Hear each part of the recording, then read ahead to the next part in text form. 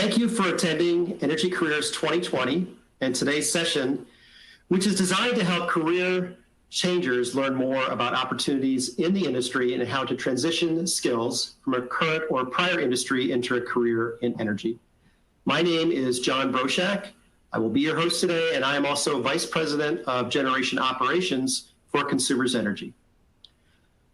I have my own career transition stories, and I believe that a career is really a series of transitions. And so a few that I can comment on: I made my initial transition from my military service in the Navy into the energy industry much longer ago than I care to admit. But it was a huge cultural change, and I certainly had to translate my skills and experiences from a military environment into the civilian world. And it's not that easy, as many of our veterans are finding even till this day. And then obviously entering a workforce with a different set of cultural norms. I remember when I completed my master's in business administration and looked hard at transitioning voluntarily away from the energy industry and the different things I had to consider, and again, how to translate the skills I had mid-career to a different type of industry and what my opportunities were as I assessed that. I did make the decision to stay in energy, as I'll encourage all of you to join energy, but it was a great exercise for me to go through to really understand the challenges and the opportunities that are available there. And then just as we manage our careers, whether it's within one company or from a different geographical location, I can tell you that within the past 10 years, I made a major leap of faith to several states away, a brand new company. And other than the two people that had interviewed me, I didn't know a single person when I walked in the door. So I had to sell them on my career experience up to that point, and then obviously deal with working with a brand new set of individuals with different cultural norms, even within the same industry, to make sure that I gained their trust and respect, and then was able to move that organization forward. So it's all about transitions. And as we certainly are dealing with our pandemic environment, there's many of us that don't have the luxury of options. We need to look for new opportunities as we react to what's being presented to us. So in just a second, I'd like to introduce our fantastic set of panelists for today. But before I do that, I'd like to cover a little bit of housekeeping. We have pre-recorded our remarks, but we are here with you live today, and we will be responding to your questions and comments in the chat featured. So please feel free to throw anything you'd like to us, and we will respond in real time with that. And we are eager to answer your questions and help you understand more about careers in energy. So now let me introduce our fantastic set of panelists.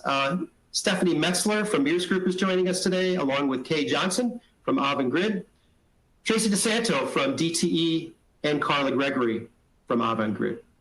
With that, I'd like to turn it over to each of our panelists in turn. And to start with, what do you do now? What did you used to do? And how did you make that transition? Stephanie, let's start with you. Great, thanks, John. I want to say thank you for being here today, for all of you that are coming to our panel and to hear our stories, because I think that it's a great way for us to be able to encourage others who may not know much about the energy industry to try out a career in energy, and you probably will never leave.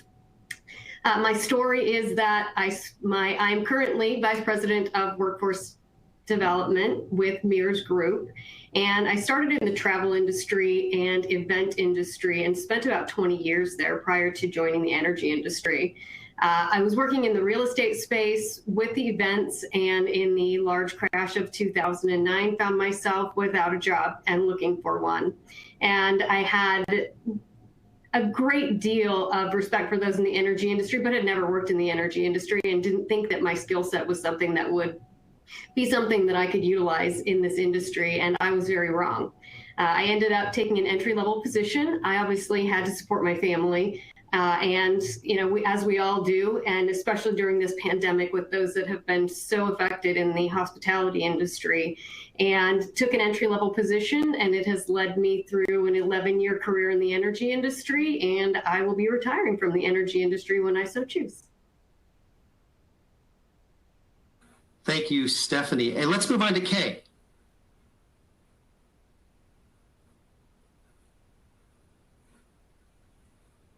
Okay, thank you, John. I appreciate that. So I am Kay Johnson, the Director of Talent Acquisition for Avangrid. Avangrid is actually part of a global organization called Iberdrola. I joined Avangrid just a little over 2 years ago.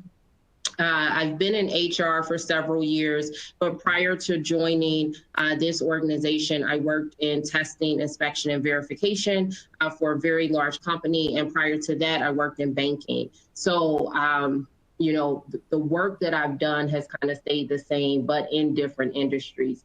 I will say, prior to learning about Avangrid, I wasn't very familiar with the work that the company did. I have family that works for Duke Energy out in Ohio. So of course, familiar with the utility, but not very ingrained in what type of value I would be able to add in a role within the sector. So after learning more about the company, going through interviews similar to yourself, John, I actually relocated from Ohio to Connecticut and have not looked back. So it's been a very exciting opportunity. I think one of the things that I've learned the most, and I think we'll get into it a little bit more during this discussion, but it's just about the service that the utility industry offers to its communities and to the world, really. So very excited about the work that we continue to do across the sector.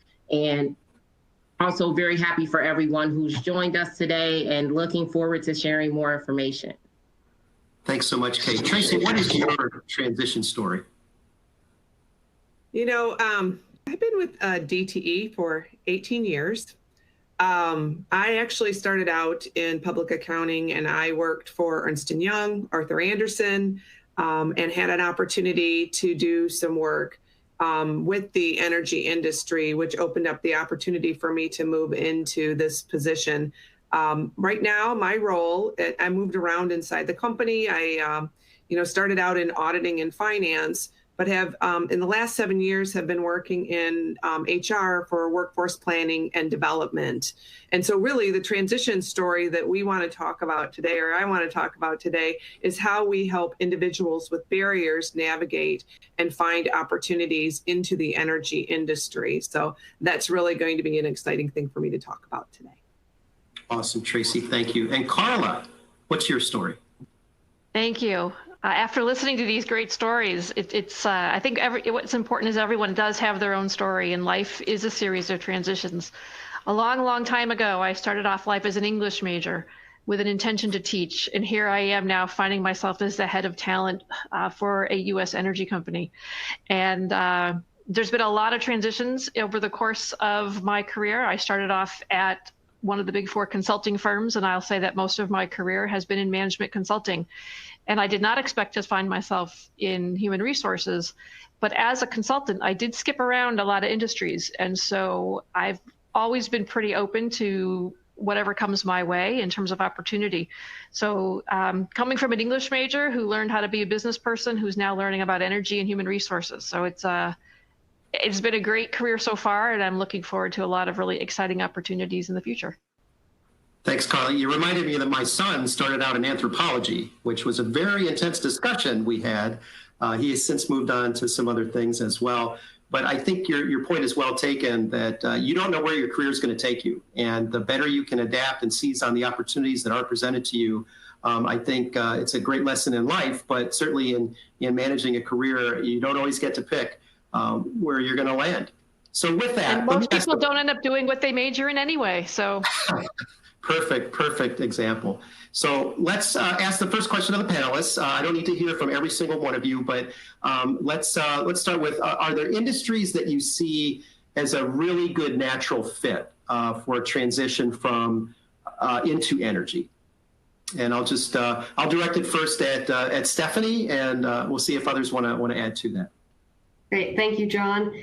I would say that virtually any industry is really a transition industry into energy, because a lot of people don't realize that we are corporations just like everyone else. We need accounting functions, we need HR functions, we need engineers, we need skilled labor workforce. So I believe that any industry is a good fit for energy. And a lot of those skills are very translatable. You may not think that they are, but a lot of those will apply across the board to company or to positions outside of the industry when you're coming in. So as you're looking at career opportunities, make sure that you're taking stock of all of those skill sets that you have and ask the question, is this something that would be a benefit to a corporation? Because really we're all large companies, and even the smaller utilities, and we all need every position that exists. I don't think that a lot of people know that the energy industry employs more people than retail and fast food together. And so I really, there's so many opportunities that if you don't think there is one, I'm certain that there is. You just have to find the right fit. Thanks, Stephanie. Anyone else want to add to that? I was just going to say. I would like to add to that. Oh, go ahead, Kay. No, you're going to have to call on us. That's right. All right. Lesson learned. First lesson learned. I will have to call on people. Got it. No. I think, being in talent, Carla and I are both just chopping at the bit, because those of you who are looking for roles, we want you to apply with Avangrid. Shameless plug, right? Because to Stephanie's point, we need everything. And it's really not so much the industry, but just as far as your thinking, right? We're looking for thought leaders, folks that are innovative and that can come in and help with this, transition and transformation that the energy sector is going through right now. So, talent from everywhere is definitely encouraged. I will say that in our company, we do have a lot of folks that have come, though, from insurance and healthcare, not general things that you would think would be a transition, right? But it does happen. So, but great point. Okay, Carla, the English major. Go next. Thank you. I just wanted to add one thought, which is consider the idea of portable skills. And think about not the industry so much as the underlying skill. And as Kay said, it's the thinking skill. So if you're able to do something in one industry, odds are you're going to be able to do that in the energy industry. And you can learn the details about transmission, distribution, generation, but bring that portable skill set, bring the experience that you have. And that's really the most important thing you can bring to a company. Thanks, Carla. Tracy, any final thoughts on that question? I would just add if we're thinking about the skilled trades area as well, we tend to get individuals that have been in construction, tree trim, veterans. There's a lot of different skills that are complementary to working in the skilled trades as well. And I definitely agree with everything that all the other ladies have said. Okay, awesome. I can tell you, we have a saying in our company that the energy industry has never changed this fast, and it will never change this slow again. And so I hope you can hear some of the excitement, the voices of our panelists, because I can tell you these are exciting times. This isn't your dad's energy industry anymore, to coin a phrase there, but things are very dynamic, and the number of skill sets that are needed right now to be successful in this industry have greatly expanded from an old regulated utility model, which our company is still regulated, to the types of goods and services and product offerings that we're now getting into, where skill sets like marketing and customer service are much more important to us than perhaps just maintaining poles and wires, running power plants, or running gas distribution systems. So with that, I'll ask, and I will direct it to the group as we go around, so I won't make that mistake again. Because many of us have been in these environments since March, and we're still learning how to live in a world where we stare at screens all day long. But what stands out about the benefits of careers in energy, and especially things that may surprise you? And let's start with Kay for this question. Thank you, John. I think one of the biggest things, especially when we think about just this year, right, with COVID and different things of that nature, one of the biggest advantages is just around the sustainability and the fact that we are essential. So, no industry is ever bulletproof, so to speak. But when you think about, having a career with an organization where you're considered an essential worker, you don't have the same risk as some of the, startup companies and some of the jobs that seem really sexy. A lot of times, having that stability with the organization that's been around, which most utilities have for, 100 years, right? So I think that's one of the biggest advantages about choosing a career in the industry, in the energy industry. Try to say that 3 times. So. Absolutely. There's nothing more to be said about stability, especially in very challenging times. So Tracy, what are your thoughts on the surprises in the attraction to the energy industry? I think that the biggest surprise you see is that our focus on environment. And it truly is, the companies, all companies that I've had been connected with, even consumers, right? I mean, there's a huge focus in the state of Michigan from an environmental perspective. And so I think that, individuals don't necessarily understand that focus. As we're connecting with young students, when we, let them know, their eyes light up and they're, excited to hear about, that focus that we have. Awesome. Stephanie, what about you?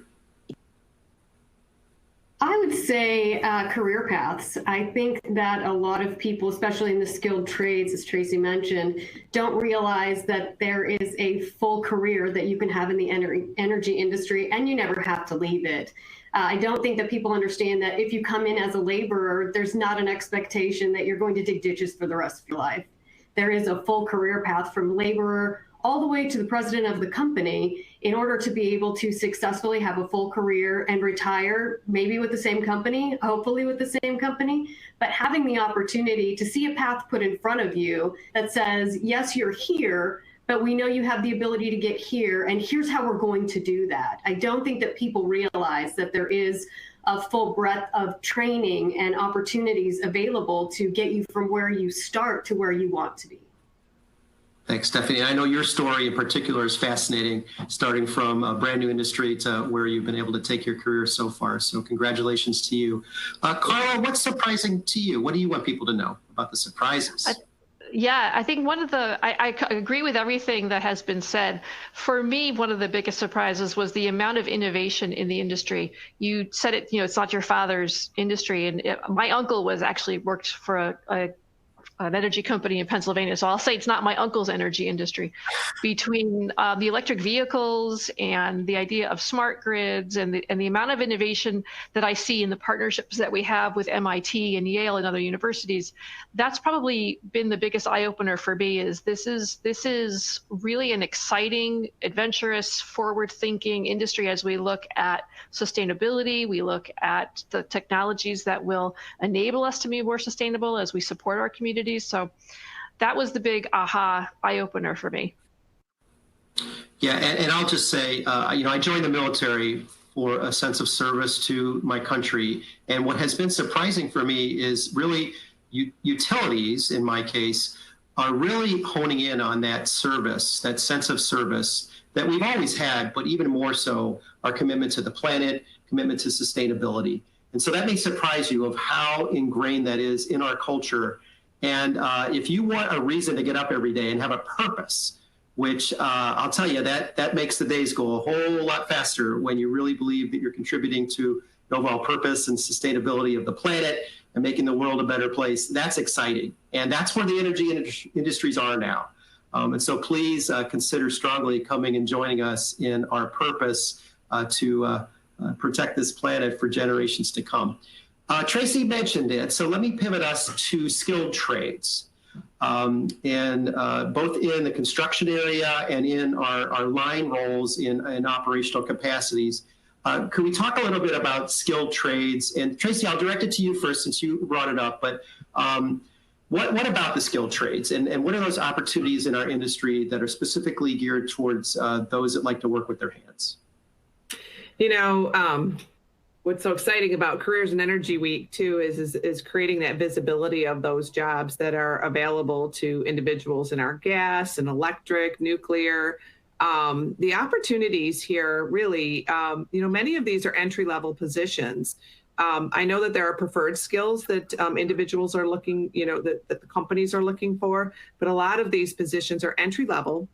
And there are many training opportunities that are external to our company even that give people, hands-on experience and get them familiar with those types of jobs. But even coming from an industry, say construction, or from, like I mentioned before, the tree trimming, many of the things that are required in those jobs actually translate over to the same requirements that we have in our companies today. So whether they're, required to climb a pole or dig a hole, right? I mean, you find that in many other, jobs that people are doing.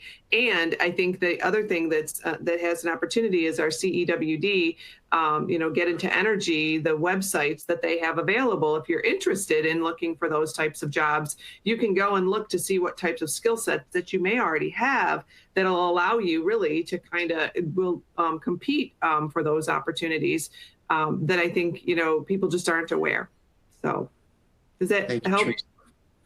Well, it helps me for sure. I know, Stephanie, conversations we've had, you are very passionate about the attraction to skilled trades. Could you talk a little bit about your perspective? Absolutely, I would love to. I think that a lot of people in the last few years, probably 10 to 15 years, have been pushed to really get a 4-year degree.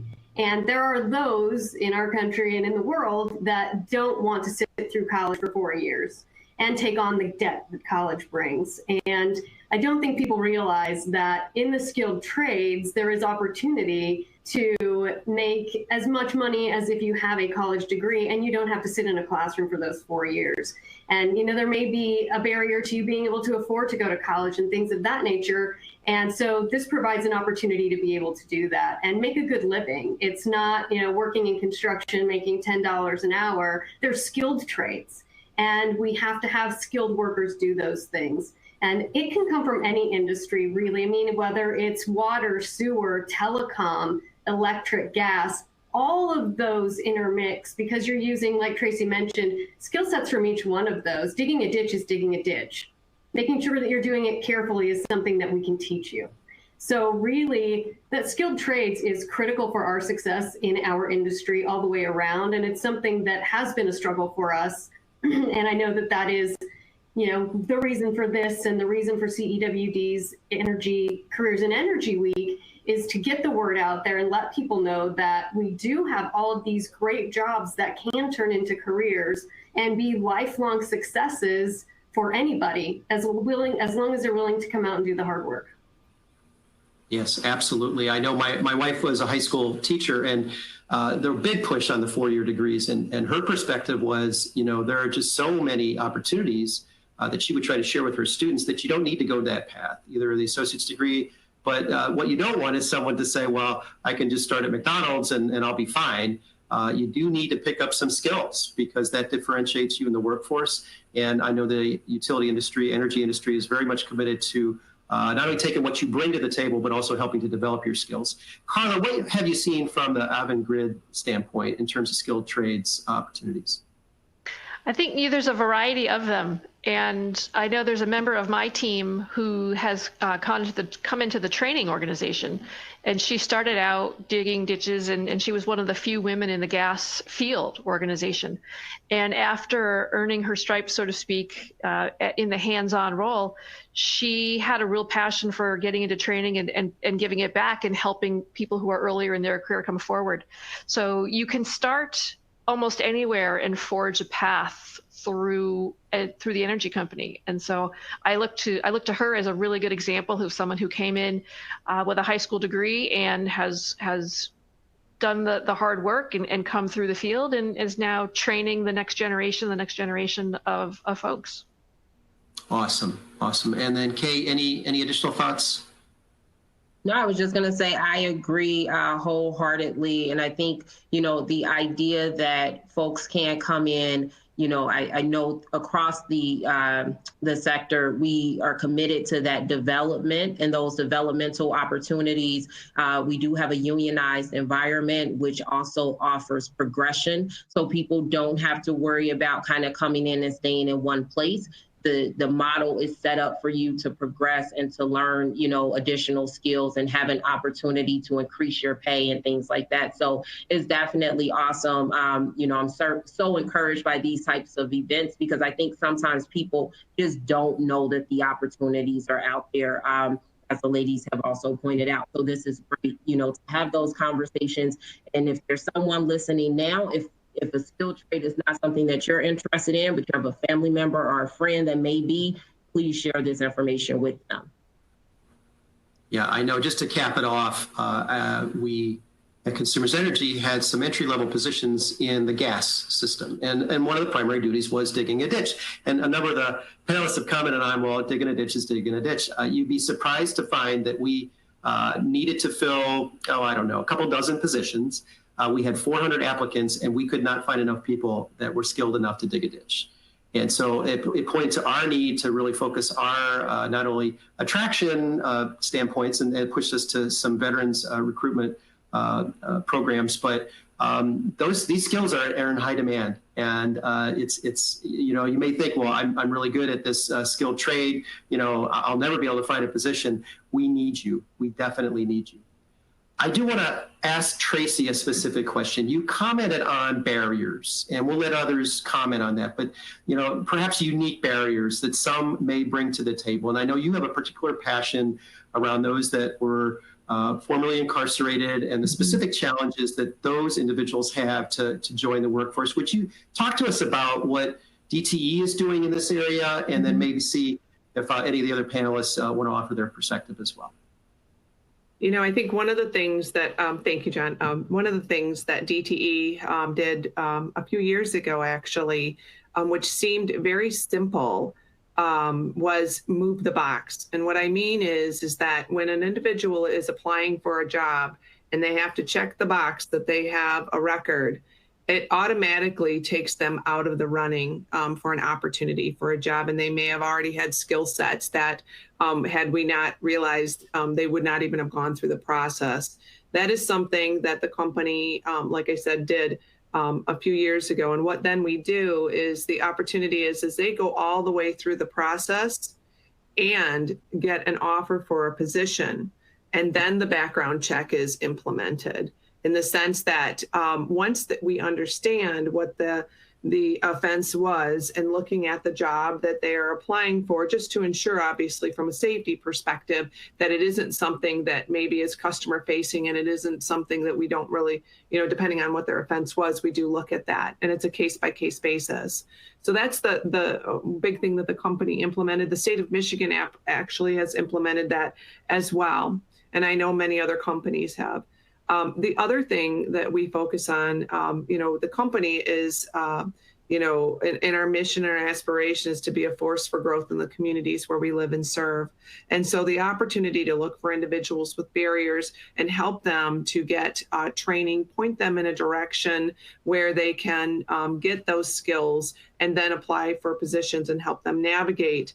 One of the things that we did, well, a couple things, we are working with our tree trimmers, actually our suppliers, in helping them to fill positions. And over a year ago, we implemented at Jackson Parnell Vocational Village a tree trim program that helps individuals in that facility get exposure and training, and helps them to then be placed into our tree trimmers.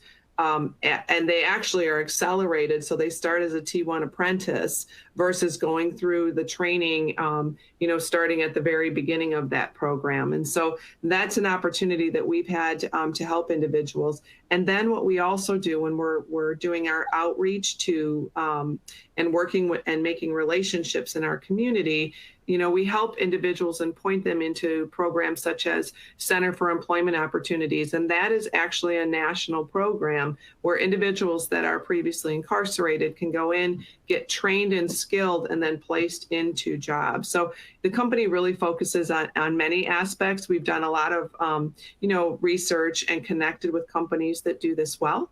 And so we've really gone down a path of helping individuals that then come into our company. Thank you, Tracy. And I want to personally thank you and DTE's commitment to what I'll call diversity, equity, inclusion in general, and addressing what may be systemic racism.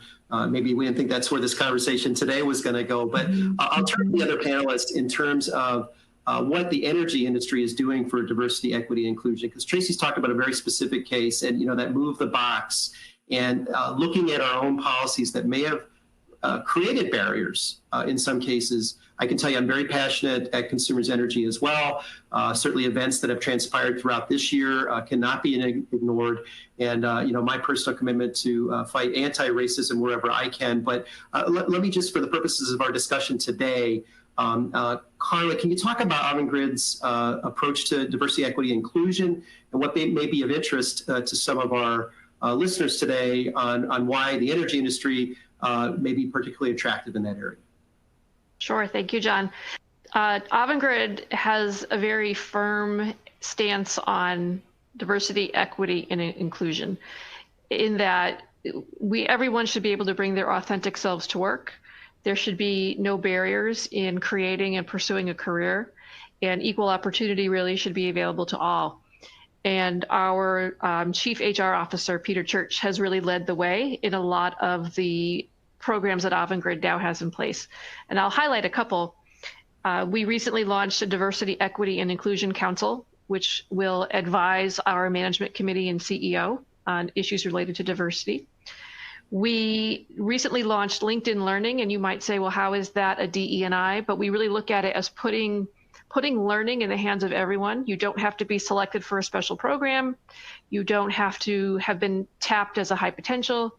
Every training available in LinkedIn Learning is available to any employee of Avangrid at their fingertips, and it's available to them without restriction. And I would say the third thing that has been a big focus of ours over the past year or so has been the implementation of business resource groups. And I'm happy to say that we've launched five in the last year or so, addressing the needs for women. So we have a Women Energy group. We have an African American group. We have our most recent one is for Hispanics, called Hola. And in June, we launched our Pride at Avangrid group, which addresses the LGBTQ+ community.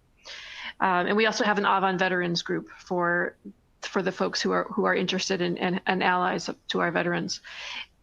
And we hope to make sure that we don't want anyone to feel like they're the only one. And so a lot of the communications and the actions we've taken have been to reinforce that you belong, you're not the only one, and we're really happy to have you at Avangrid.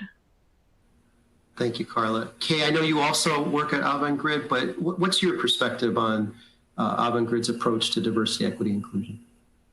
So as Carla mentioned, it's really been a top-down approach as well. So very excited and proud of our leadership and the stance that they have taken around diversity and inclusion, and just ensuring that all of our practices are fair and equitable.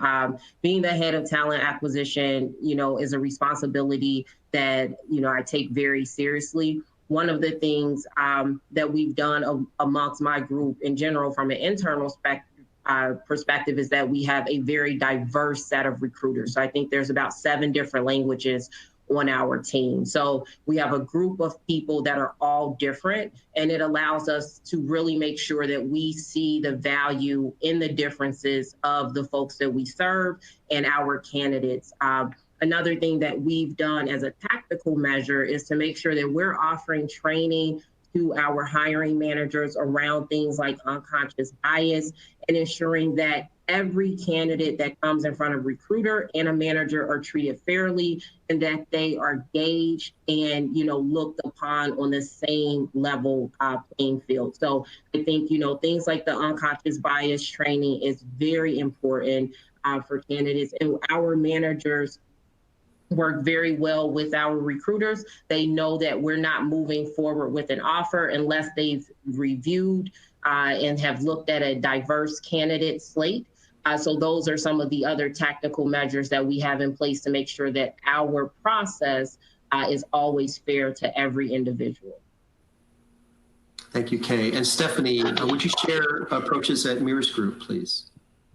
Certainly. I think that one of the largest things the biggest things I'm most proud of with Mears Group and our involvement with the workforce development initiatives is that we are completely involved with our community-based organizations.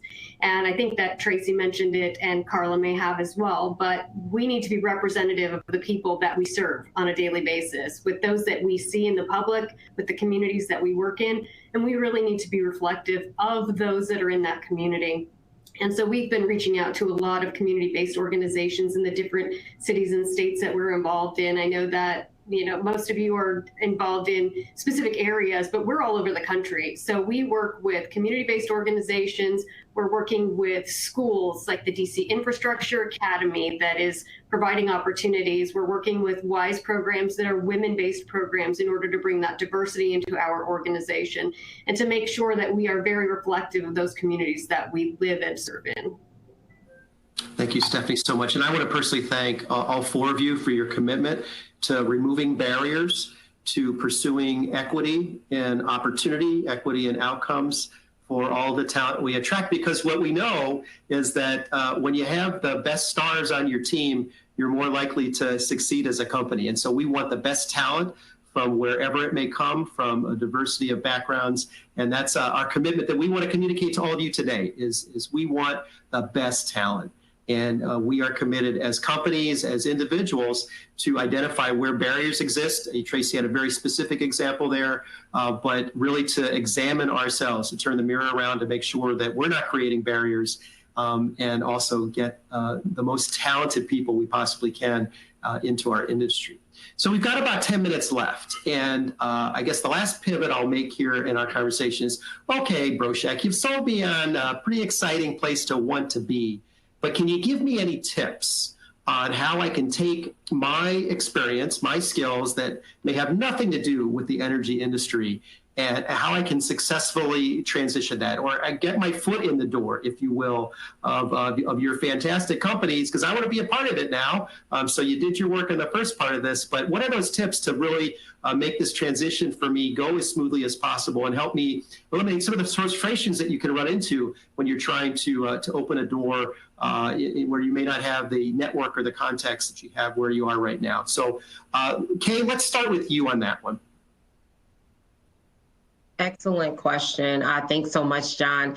As we were talking about diversity and inclusion, and just, thinking about the landscape, it's factual data that people of color and women are less likely to apply for jobs if they don't meet every single criteria in a job description, right? So when you think about that transition, the first part of it is just to take action and go for it. When you're reviewing job descriptions and different profiles, it's okay if you don't meet every single criteria there, right? If you meet those basic requirements, and you know that you have the skill set necessary that could be transferable, you just want to make sure that your resume reflects that. If you've done something similar, but maybe you did it 5 years ago, don't put it as the last thing on your resume. You want to put it up towards the top so that when that recruiter sees it, they'll know, okay, they're currently in this position, but they do have the skill set that we're looking for. You also want to network and make sure that you're on places like LinkedIn, you're reaching out to recruiters, you're asking to have conversations. And even if it's a position that you don't know that you're ready for yet, you can still have a conversation to understand what skills do you need to obtain in the short term to, prepare you for that role in the future. So, again, just go for it. Look at your current skill set, what you're currently doing, and how you can transfer that into a different role. I also think it was Stephanie that mentioned earlier in her career, she kind of took a step back in order to, get into the energy sector. And sometimes it's okay to do that, right? Sometimes you got to take one step back to move 4 steps ahead. So that's just something to consider too. If you want to make that change, you may have to go into an entry-level position to get your foot in the door. But as we've all talked about, we are looking for the best and brightest. I know Avangrid is committed to making, our company a destination for people that are willing to put in that hard work. And just because you start over doesn't mean that you're going to stay in that entry-level position forever. So I encourage you to just go out there, try it, and good luck. Thanks, Kay. So Stephanie, you've been rather fearless in a number of your transitions. Can you share the tips or maybe even those confidence boosters that were helpful for you as you took leaps of faith from where you were into a brand new industry, and in particular into the energy industry? Certainly, love to. I would say that, a lot of the skill sets on your resume automatically translate. Customer service is customer service. If you're in the hospitality industry, chances are you have customer service. Customer service applies across the board, whether it's internal or external. We all use customer service every day. Any accounting function skills, things of that nature. And like Kay mentioned, you may have to take a step back to move forward. But if you have the drive and you take the initiative to learn everything that you can, as soon as you arrive and you're willing to put in the hard work, this is an industry that will reward that hard work. This is an industry that will take you wherever you want to go, as long as you're willing to do the hard work to get there. So make sure that as you come into a company and as you start this new adventure, which is exactly what it will be, as an adventure, make sure that you're taking the time to ask the questions. And find a mentor that's in the industry, or as you're applying for positions and you're looking to increase your reach out to any of us on LinkedIn, reach out to somebody that's in the energy industry that has a similar career to what you're looking to get into, and say, hey, can you take a look at my resume? Are you willing to just help me out here and see if you can help me better my resume so that it will make it easier for me to be seen and to be found in all of the resumes that we all see every day and all the applications that we get? I'm certain that anybody on this call would happily take a look at your resume, reach out on LinkedIn, just make those connections and grow that network like Kay mentioned, because that will also be instrumental in helping you get into the energy industry. I always say that it's a very large energy industry, but it's a very small world, that we are all interconnected. We all communicate with one another. We happily share resumes. I don't have a spot for you, but this person might, so let me give you their information. And we're always willing to help each other out. So just take the chance, be ready for an adventure, and be open to the change. Thanks, Stephanie. Some pretty inspirational stuff there. Tracy, let's inspire us further.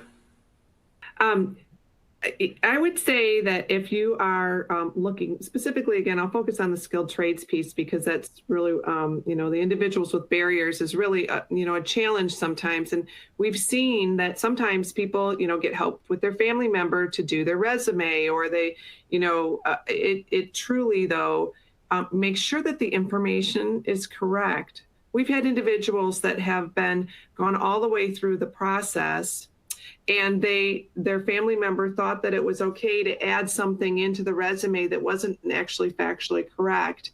And this was actually a returned citizen that was getting the assistance. And they got all the way to the end. And when we did their background check, that information was not accurate. And it actually then did not allow them to then move forward. So I really think that, making sure that the information that you have is the proper representation. The other thing is, specifically in the state of Michigan, that, many of our companies, they drug test. And marijuana is legal in the state of Michigan. And so people need to understand that if you're going to apply for a position, we actually do hair tests, and it stays in your system longer. If you're interested and you wanted to make sure that you are, going to successfully go through our process, you need to ensure that you're not using drugs. You need to make sure that you are, prepared for CAS tests and that type of thing. So getting, assistance through CEWD, we have the opportunity to do testing, practice testing is there as well. There's so many opportunities for you to be successful, but just stay focused on those things that we require. Yeah, Tracy, good point. Many of our jobs are regulated at federal standards. And so that's why, even though the state may allow it, we often have to be held to a different standard, and to know that in advance, obviously, is extremely helpful. Carla, I'll let you wrap us up on tips and tricks.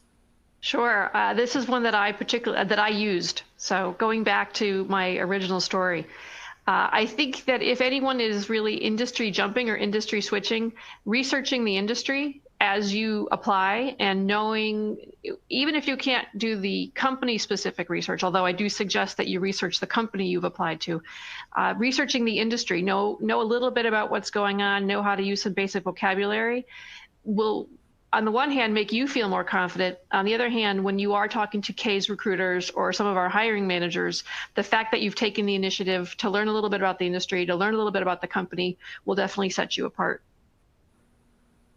Thanks so much, Carla. And I can just say that persistence matters, right? Do not give up. If you desire a role in a stable industry with good pay, with unlimited advancement potential, it's worth it. And so, and another aspect that may be surprising is that this is not a particularly competitive industry amongst ourselves. Usually we have service territories that are pretty well laid out.